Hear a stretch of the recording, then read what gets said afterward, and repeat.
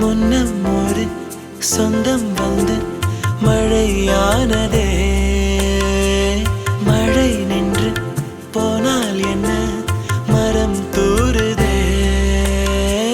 வயதால் வளர்ந்தும் இவன் பிள்ளையே, பிள்ளை போல் இருந்தும் இவள் அன்னையே. இது போல் ஆனந்தம் வேறில்லையே. இருமனம் ஒன்று சேர்ந்து இங்கே மௌனத்தில் பேசுதே. ஒரு நொடி போதும் போதும் என்று ஓர் குரல் கேட்குதே. வெளியோரம் ஈரம் வந்து குடை கேட்குதே. ஆரிரோ ஆராரிரோ இது தந்தையின் தாலாட்டு.